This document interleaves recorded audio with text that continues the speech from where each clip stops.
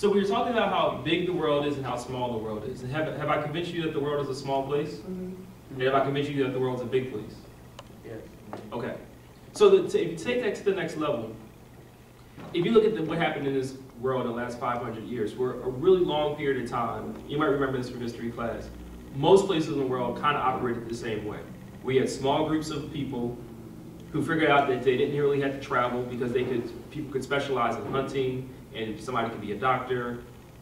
So they weren't going around being nomads anymore. They weren't traveling from section to section, not having a stable place to stay. You have a stable place to stay, and different people can have different jobs that are responsible for things. And then eventually in Europe, you had a feudal system, so you had poor people, and then they paid money to a person who had a little bit more money than them, who paid money to a person who had a little bit more money than them, to a lord who ultimately gave that money to a king. But Europe lacked natural resources. There are certain resources that Europe didn't have that other people in other places of the world did have. And even the wealthy peoples realized that there's stuff that we want and that we need. So what we're going to do is we're going to pay for ships and pay people to sail around the world and get that stuff. And when Christopher Columbus came back to Spain and showed what he had discovered in Hispaniola, the island that's now a combination of Haiti, and Dominican Republic, that's the first place he went. When he came back and showed them what resources they had, they said, we're going to give you a lot more money and we want you to get stuff.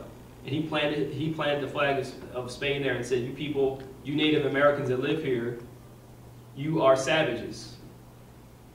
You're beneath us as Spaniards, as Western Europeans. And not only are you beneath us, but we're going to take your land, we're going to take your natural resources, we're going to rape your women, kill your men, and maybe make you into slaves.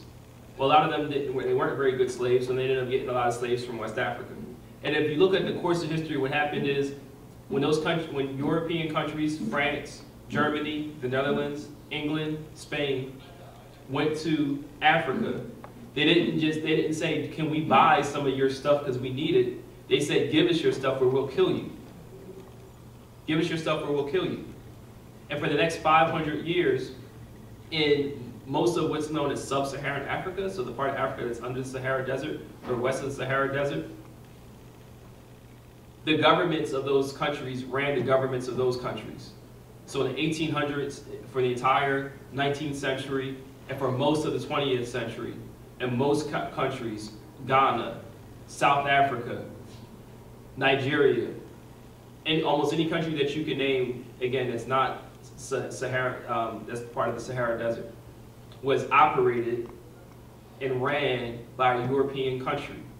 South Africa was operated by the Dutch. Now, for hundreds of years, you had white people that were purely white European in terms of their ancestry and ethnicity that were born in South Africa. They had their own language known as Afrikaans, which is a form of Dutch, the language that's spoken in the Netherlands. And until Nelson Mandela came and worked with F.W. de Klerk, that country was, not only did you have white people in control, the Dutch in control, but they had a tier system where the Africans were at the lowest part of the tier. Indians from India, from the country of India, were on top of them. People that were mixed were on top of them, and then the whites were at the top. There was segregation. What happened in most of these countries, which is why Africa is the way it is now, and Tarika, you can chime in if you want. When they left, they took, so you had people that were their own, they went into countries where people were their own farmers, their own hunters. They did everything on their own, right? They didn't need anybody from any other country to do much for them. They traded things to get goods and services, but that was it.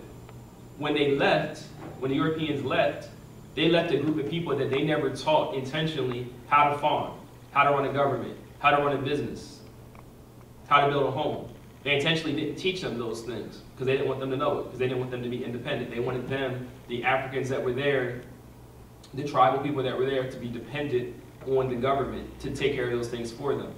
So when those people protested and they organized, they were motivated by people like Gandhi and Martin Luther King in the 60s and 70s. They got their countries back, but they were left with tribal feuds, people from tribes not liking each other. Countries in West Africa being a combination of Christians and Muslims that didn't get along and didn't like each other.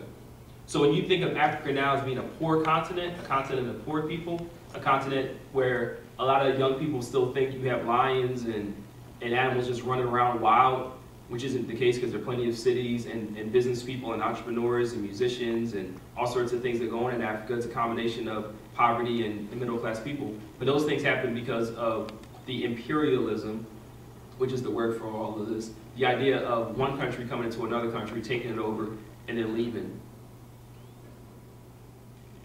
It happened in a lot of places. It's happened in South, happened in almost all Africa, all of South America, Brazil. What language do they speak in Brazil? Portuguese, which means that who colonized it? The people from Portugal, right? And then the rest of South America, are they speaking the native Mayan or Aztec language? No, they speak Spanish. Where? Colombia, Argentina, go to Central America, Honduras, Chile. Guatemala, Chile in South America. Then you come up a little bit to Mexico. Mexico, the same thing. Mexico was occupied by the Spanish. Then it was taken over. It was occupied by the Spanish, which is why Mexico is the way it is now. And then even with that, when Mexico was Mexico, Texas was a part of Mexico. And then you have a fight with Americans, and now Texas is a part of America. So California. In California. And they eventually got all 48 states. So I want you guys to think about the history of the world in terms of what our place is in it. That's one of the purposes of what I'm here to talk to you about. And off camera, we're going to talk about everything I've said in a second and see if you have any questions. But the way we as black people, as minorities, where we fit into this country is a really interesting story that's included in the colonialism, the colonization that happened centuries ago. Okay, you can turn it off. Thank you, Samir.